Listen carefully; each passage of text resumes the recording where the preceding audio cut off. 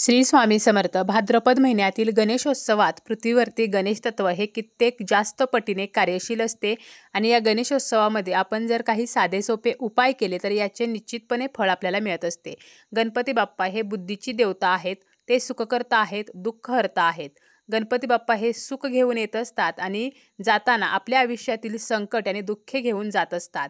गणेश चतुर्थीच्या दिवशी घरोघरी गणपती बाप्पांची प्राणप्रतिष्ठा केली जाते आणि अनंत चतुर्दशीपर्यंत हा गणेशोत्सव साजरा केला जातो. या गणेशोत्सवात कधीही आपल्याला जेव्हा वेळ मिळेल अनंत चतुर्दशीपर्यंत आपण आपल्या मुलांसाठी एका नारळाचा अत्यंत प्रभावी उपाय करू शकतो. आई किंवा वडील त्याचप्रमाणे कोणतीही वडीलधारी व्यक्ती आपल्या घरातील मुलांसाठी हा उपाय करू शकते. कोणत्याही दिवशी आपल्याला हा उपाय करता येतो आणि कोणत्याही वेळेत आपण हा उपाय करू शकतो. स्त्रीसुद्धा हा उपाय करू शकते आणि पुरुषसुद्धा हा उपाय करू शकतात. त्याचप्रमाणे आपली जी मुले आहेत तर त्यांना स्वतःला जरी हा उपाय करायचा असला तरीसुद्धा ते सुद्धा हा उपाय करू शकतात. गणपती बाप्पा कधीही आपल्या भक्तांना निराश करत नाहीत. जो व्यक्ती मनोभावे गणपती बाप्पांची पूजा करतो, आराधना करतो, त्याच्या 100% बाप्पा इच्छा पूर्ण करत असतात. प्रत्येक आईवडिलांना वाटत असते की आपल्या मुलाच्या जीवनामध्ये कोणतीही अडचण नसावी, कोणतेही संकट नसावे, आपल्या मुलांना कोणत्याही समस्यांचा सामना करावा लागू नये. बऱ्याचदा आपल्या मुलांच्या जीवनामध्ये काही अडचणी असतात, समस्या असतात, काही दुःखांचा त्यांना सामना करावा लागत असतो. लहान मुले असतात, ती सतत हट्टीपणा करतात, किरकिरेपणा करतात.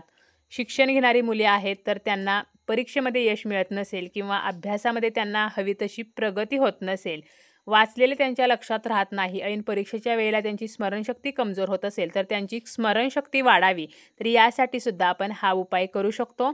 त्याचप्रमाणे आपली मुले जर नोकरी करत आहेत परंतु नोकरीमध्ये प्रमोशन नाही किंवा नोकरी मनासारखी नाही किंवा नोकरी शोधतात परंतु मनासारखी नोकरी मिळत नसेल, एखाद्या परीक्षेचा अभ्यास करत आहेत आणि त्यामध्ये यश मिळत नसेल किंवा एखादी प्रवेश प्रक्रिया होत नसेल तर यासाठी हा उपाय करणे अत्यंत फायदेशीर ठरत असते. आता या उपायासाठी आपल्याला लागणार आहे ते म्हणजे एक नारळ घ्यायचा आहे. नारळ हा न सोलता घ्यायचा आहे, शेंडी असलेला घ्यायचा आहे आणि नवीनच घ्यायचा आहे. इतर कोणत्याही पूजेमध्ये वापरलेला नारळ घ्यायचा नाही, पाणी असलेला नारळ घ्यायचा आहे. यासोबत एक लाल रंगाचं कापड आपल्याला घ्यायचं आहे. कापडसुद्धा नवीन असावं, स्वच्छ असावं. त्याचप्रमाणे आपल्याला दुर्वा घ्यायचे आहेत, 21 दुर्वा घ्यायचे आहेत. जास्वंदीचं फूल घ्यायचं आहे, गुळ खोबरं घ्यायचं आहे. तर हे सर्व साहित्य आपल्याला उपायासाठी घ्यायचं आहे. अनंत चतुर्दशीपर्यंत कोणत्याही दिवशी आणि दिवसभरामध्ये कधीही आपण हा उपाय करू शकतो. सूर्योदयापासून सूर्यास्तापर्यंत आपण हा उपाय करू शकतो. आता आपण हा उपाय जर घरी ज्या ठिकाणी आपण बाप्पांना बसवलेला आहे, आपल्या घरामध्ये बाप्पा विराजमान आहेत आणि त्यांच्यासमोर आपल्याला हा उपाय करायचा आहे. सर्वप्रथम दिवा जो आहे तर तो प्रज्वलित असावा आणि आपल्याला सुद्धा बसायला आसन घ्यायचं आहे. त्यानंतर स्वतःला आपल्याला कुंकवाचा टिळक करून घ्यायचा आहे. गणपती बाप्पांना आपल्याला हळदी कुंकू अर्पण करायचं आहे. यानंतर थोड्याशा अक्षता अर्पण करायच्या आहेत. 21 दुर्वा आपल्याला गणपती बाप्पांना अर्पण करायच्या आहेत. ओम गण गणपते नमः तर असं म्हणत आपल्याला ह्या 21 दुर्वा अर्पण करायच्या आहेत. त्यानंतर जास्वंदीचं फूल अर्पण करायचं आहे आणि नैवेद्य म्हणून आपल्याला बाप्पांना गुळ खोबरे हे सुद्धा आवर्जून ठेवायचे आहे. जर आपल्या घरामध्ये गणपती बाप्पा बसत नसतील किंवा आपल्या घरातील गणपती बाप्पांचे विसर्जन केले असेल तर आपल्या देवघरामध्ये जी गणपती बाप्पांची मूर्ती असते तर त्याची आपल्याला पूजा अगोदर करून घ्यायची आहे.